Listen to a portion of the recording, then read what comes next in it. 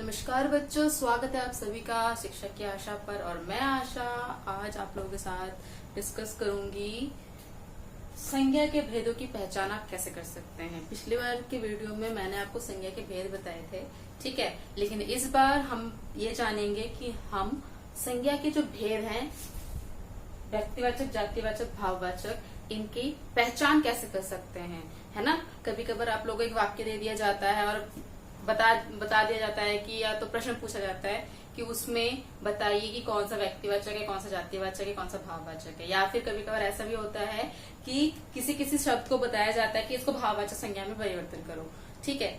आज हम जानेंगे कि आप इन तीनों भेदों की पहचान कैसे करोगे, ठीक है। सबसे पहले हमारा व्यक्तिवाचक संज्ञा। व्यक्तिवाचक संज्ञा जो है, व्यक्तिवाचक संज्ञा में केवल व्यक्ति ही आए ये जरूरी नहीं है। बहुत सारे बच्चों को ये कंफ्यूजन होता है कि व्यक्तिवाचक सिर्फ व्यक्ति का ही नाम होता है, ऐसा कुछ नहीं है।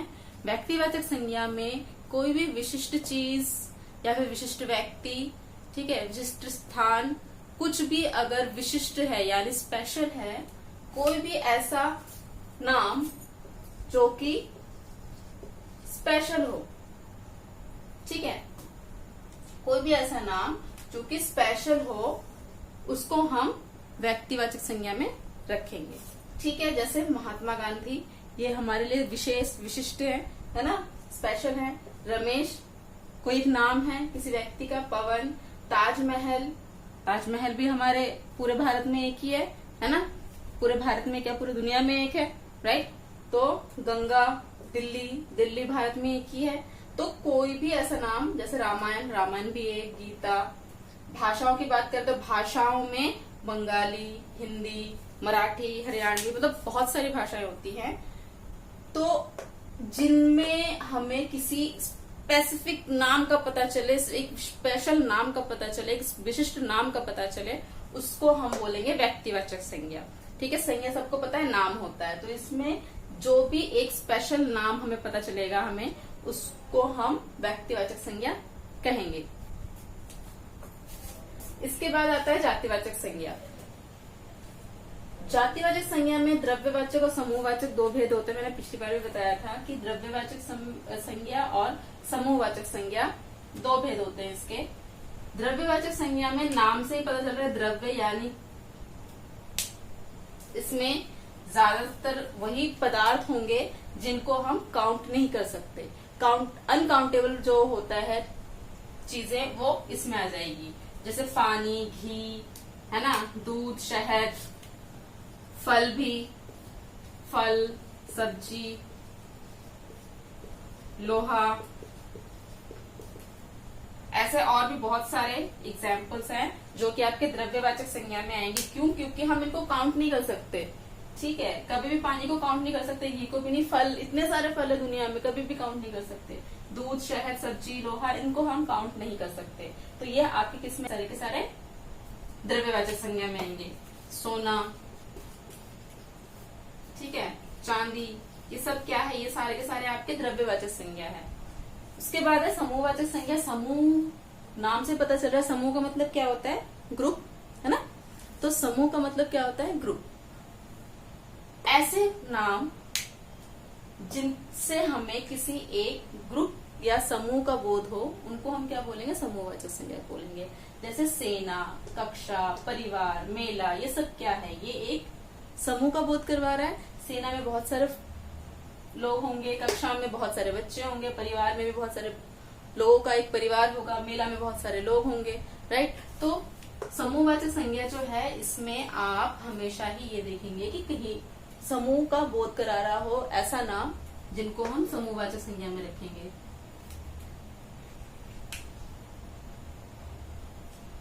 थर्ड वन इज भाववाचक संज्ञा। भाववाचक संज्ञा बहुत इंपॉर्टेंट है। भाववाचक संज्ञा हमेशा ये ज्यादातर पेपरों में देखने के लिए मिलता है। कोई भी एक शब्द दे देंगे, उसको भाववाचक संज्ञा में परिवर्तन करो।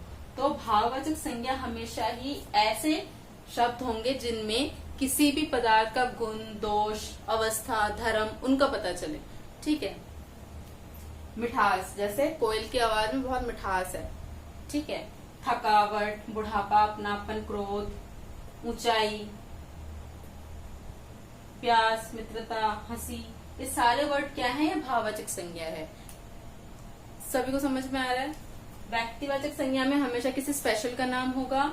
जातिवाचक संज्ञा में पूरे के पूरे जाति का बोध कराया जाता है। ठीक है।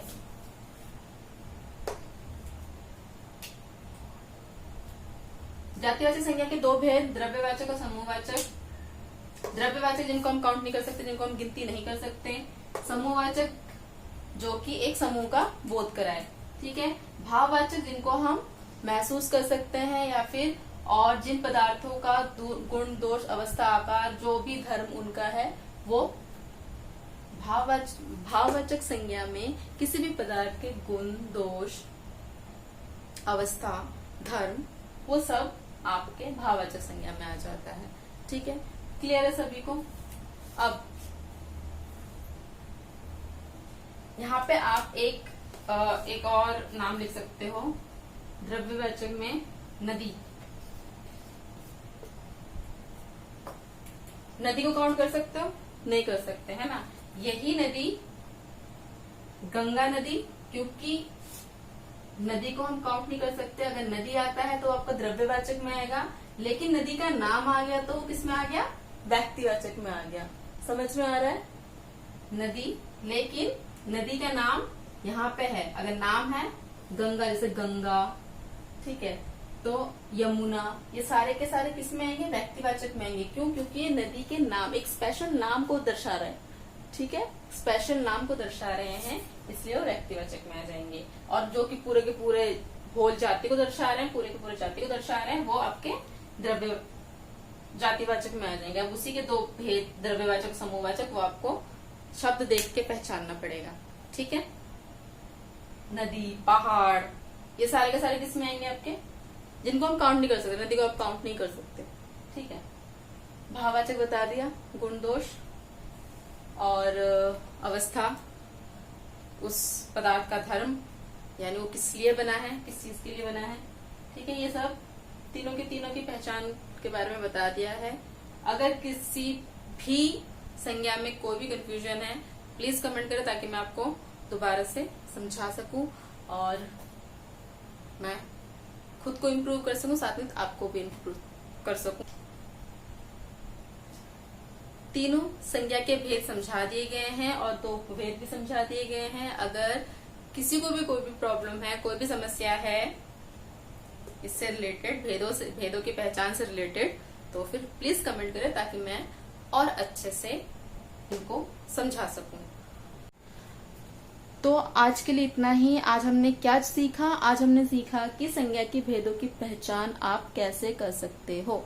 संज्ञा के 3 भेद हैं, व्यक्तिवाचक, जातिवाचक, भाववाचक। जातिवाचक के 2 भेद, द्रव्यवाचक और समूहवाचक। इनकी आप पहचान कैसे कर सकते हैं, ये आज हमने सीखा। अगर कोई भी दुख, दर्द, परेशानी इससे रिलेटेड है तो कृपया मुझे जरूर बताएं, कमेंट करें ताकि मैं और अच्छे से समझा पाऊं। अगर कोई भी परेशानी है, अगर कोई भी एक भेद समझ में नहीं आ रहा है कि इसकी पहचान कैसे करेंगे, या फिर तीनों ही नहीं आ रहे, तो प्लीज प्लीज प्लीज कमेंट करें ताकि मेरे को भी पता चले कि आपको किस हिसाब से समझ में आ रहा है या नहीं आ रहा है। ठीक है। बाकी मैंने अपनी तरफ से पूरी कोशिश करी है। अगर नहीं समझ में आ रहा तो कृपया जरूर जरूर जरूर कमेंट करें ताकि मैं दोबारा से आपको समझा पाऊं। अगर फिर भी, वैसे आप लोग अगर YouTube में एक बार में समझ में नहीं आ रहा तो 2 बार 3 बार भी देख सकते हो, उसमें रिपीटेड आराम से देख सकते हो, है ना। तो रिपीट देख के भी सीख सकते हो, कोई परेशानी नहीं है। अगर एक बार में समझ में नहीं आ रहा 2 बार देखेंगे, 2 बार में समझ में नहीं आ रहा 3 बार देखेंगे, 3 बार में आराम समझ में आ जाएगा। सिर्फ एक चीज चाहिए होता है उसमें, फोकस, ध्यान लगा के देखोगे ना, समझ के समझोगे तो आराम समझ में आ जाएगा कि कैसे पहचान कर सकते हैं। ठीक है। और चलो, तो थॉट ऑफ द डे है आज का कि हमारे जो लेजेंडरी है अरस्तु जी, उन्होंने कहा है कि शिक्षित अशिक्षित से उतना ही दूर है जितना कि जीवित से मृत। यानी शिक्षित व्यक्ति अशिक्षित व्यक्ति से उतना ही दूर है जितना कि जीवित व्यक्ति से मृत व्यक्ति। मृत यानी मरे हुए व्यक्ति। तो हमेशा शिक्षित को किससे जोड़े रखने के लिए शिक्षित, अरस्तु जी ने क्या कहा है? शिक्षित को जीवित कहा है और अशिक्षित को मृत कहा है। यानी शिक्षित व्यक्ति किसके बराबर है? जीवंत, यानी जो जिंदा हो, और अशिक्षित व्यक्ति किसके बराबर है? मृत, यानी जो मरे हुए होते हैं। तो हमेशा ही शिक्षा को आगे बढ़ाते चाहिए। जहां से भी जो भी सूचना मिले उसको हमेशा ग्रहण कर लेना चाहिए हम लोगों को, है ना। तो हमेशा ही शिक्षा को आगे बढ़ाते जाओ, किसी भी लेवल पे हो, किसी भी एज पे हो, शिक्षा कभी भी छोड़नी नहीं चाहिए, ठीक है। तो हमेशा ही हम पढ़ते रहेंगे, पढ़ाते रहेंगे, ज्ञान बांटते रहेंगे। कहते ना ज्ञान बांटने से पड़ता है, तो कोशिश यही रहेगी हमेशा से, जब तक कर सकते हैं तब तक करेंगे, ठीक है। तो पढ़ाई को हमेशा अपने पास रखना है। पढ़ाई जो है, जो शिक्षा है, वो हमारे जिंदगी को बदल सकता है, ठीक है। तो चलिए आज के लिए बस इतना ही। Tata, bye bye, take care, खुश रहिए, आबाद रहिए, कीप स्माइलिंग ऑलवेज।